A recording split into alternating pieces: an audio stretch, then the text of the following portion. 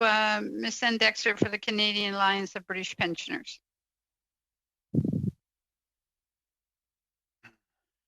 Thank you, Madam Chair, and thank you to all committee members for the opportunity to address you today.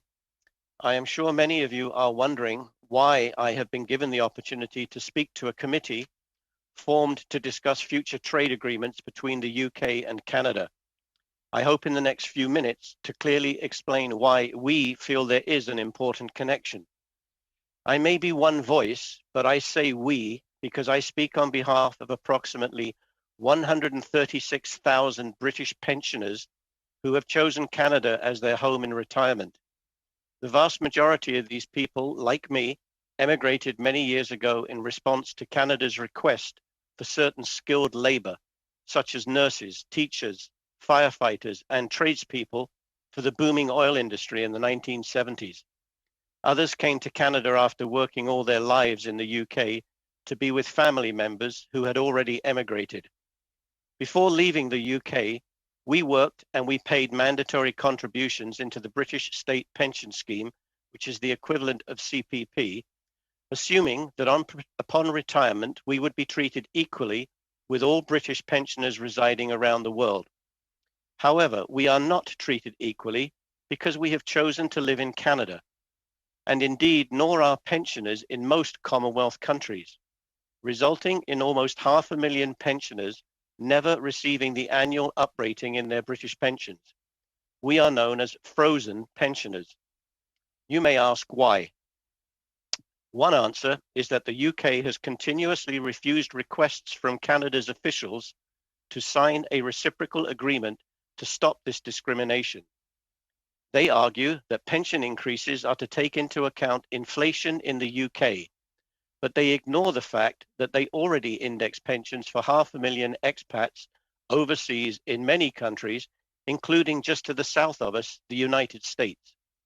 A recent UK House of Commons briefing paper covering frozen overseas pensions states that the unfreezing of British pensions in Canada did not arise during negotiation of a social security agreement with Canada in 1959.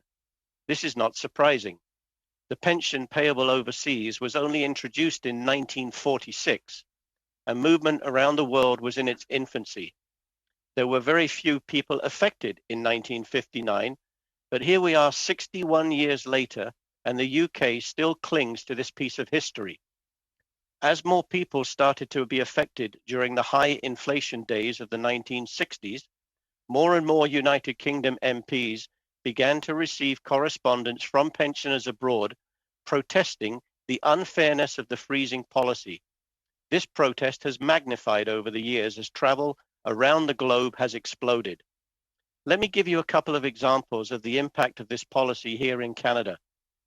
95-year-old Peter Duffy from Vancouver lives only 300 yards from the USA border. He worked for 40 years in the UK. He flew bombers in the Second World War, and he still receives £52 per week, as he has done for 30 years. But a similar individual in the USA is paid £134.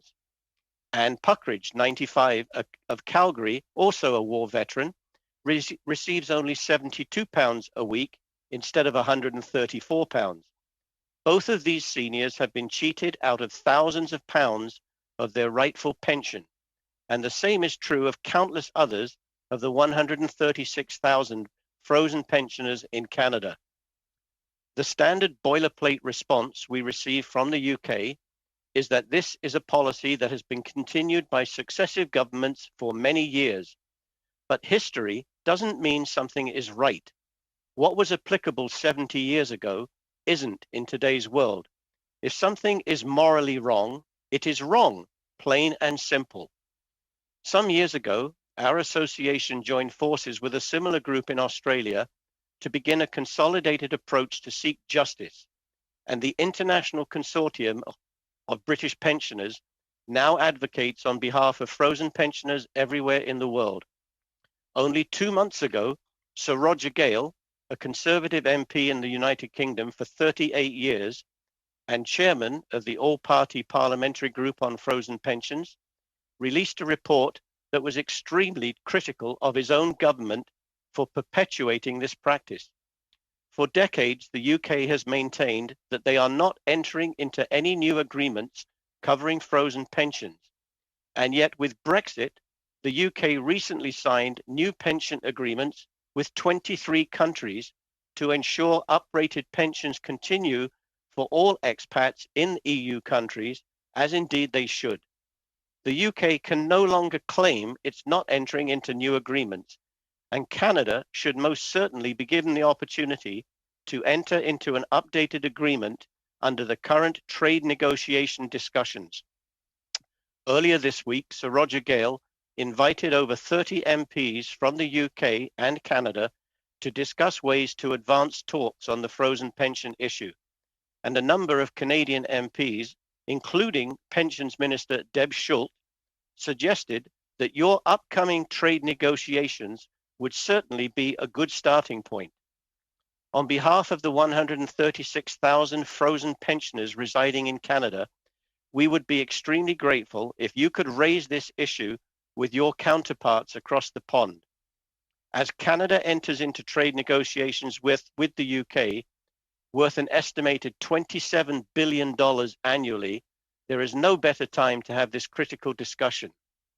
This policy is estimated to cost the Canadian economy close to $500 million every year, and the onus to support those struggling on a very low income should not fall on the backs of the Canadian taxpayers, as it currently does through subsidies such as GIS and welfare.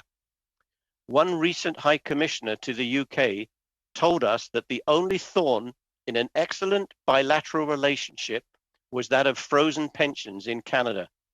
Surely one would have thought that as a major Commonwealth partner, Canada would have been the last place where this immoral, unjust, and discriminatory practice could have been allowed to perpetuate for so long.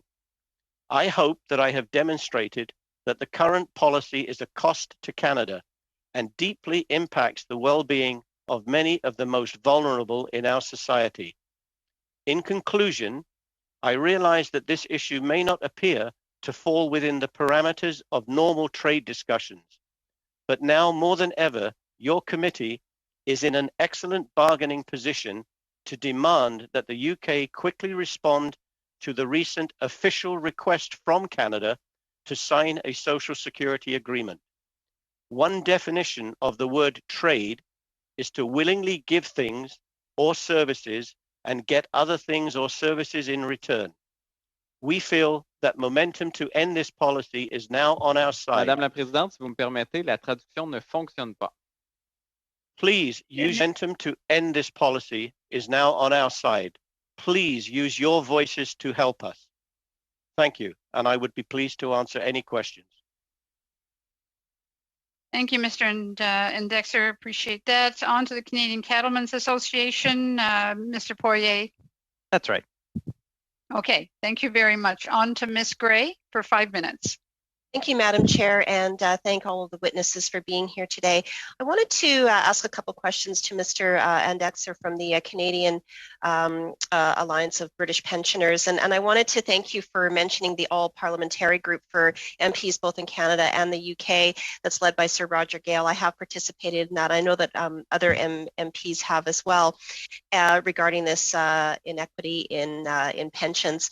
And I wanted to ask you, were you aware of any consultation process that occurred as we led up to this agreement? Just recently, basically since Brexit has happened, Canada has made an official request again to the British government that this situation with the frozen pensions be addressed. As it sits at the moment, the British government have not responded, which, as was pointed out the other day in the UK-Canada MP discussion, rather rude on behalf of Britain. I think it behooves all aspects in Canada that we use every facet that we can to encourage Britain to officially respond to that request. The matter has been raised formally and informally for many, many years at all levels. Stephen Harper raised the matter with his counterparts at every G7 meeting during his time as PM. And the matter has just continually been ignored by Britain, using for many years the argument that they were not signing any new agreements. And of course, as we just discussed this morning, that's just completely gone out the window because of Brexit, where they've had to sign 23 new agreements. They're basically ignoring Canada's request. And it's time as a Commonwealth country and that Canada stood up and said, we should not have to support your pensioners any longer. Thank you. Well, one of the parts of this agreement is that after it's ratified, that the countries have to get to the table to start discussing a new successor agreement, and then to come up with a new agreement within 3 years. However, it's not binding. Is that a concern to you? I think anything that would not bring this into a level playing field for all pensioners around the world is going to be a concern. The situation that exists right now under the European Union, where they've agreed to continue to index pensions, that basically was to save face. Most of the people living in Europe, they're much closer to the United Kingdom, that if they found out their pensions were going to be frozen, it would be very easy for them to return to the UK and put an awful lot of pressure on the health system, because we are seniors, and housing and everything else. They couldn't let that happen, and therefore they've made this agreement that they will continue to index pensions. But that's only in existence for those people who are currently in Europe at the moment. I feel it is extremely unlikely that they will not make the policy that all pensioners in the European Union will continue to receive an indexation. They should be encouraging people to leave the country. It's been proven that every pensioner in the United Kingdom costs £1,700 to the state every year, with healthcare costs, subsidies for bus licenses, and so on. So rather than discourage emigration, they should be encouraging it. Great, thank you. I have a question for Ms. Pullman of the CFIB. Thank you very much for sending your document ahead of time. One of the parts. Sorry, I have to cut you off. No problem. On to Mr. Blaikie for 2.5 minutes, please. Thank you very much, Madam Chair. Mr. Andexser, I was just wondering, obviously we're talking about trade agreements today. Many times there's a lot of non-tariff content in trade agreements. Is it your position that you would prefer to see the extant issue for UK pensioners resolved in the context of a trade agreement, or do you think that the coming negotiations for a new agreement are simply a nice leverage point to try and get an independent agreement on the state of UK pensioners? How do you see this playing out, and what advice would you offer both to the committee or to government on how best to secure a resolution to this longstanding issue? Thank you for the question. I think the answer to that rests with the people who are involved in the discussions. Yes, we would love to see that you include this as part of any trade negotiation. But I listened to all of the other witnesses, and basically what I'm listening and hearing is every one of these witnesses this morning is trying to get a level playing field for their association. And the whole purpose of a trade negotiation is to get economic benefit to Canada. And by pointing out that frozen pensions here are costing Canada $500 million, I would look for you to suggest as a trade committee that, yes, if you can include this, it's an excellent opportunity for you to level the playing field, and it's financially beneficial for you to do so. So if you can include it in trade, great. Use it as a bartering process or a negotiating deal, however we can get it resolved.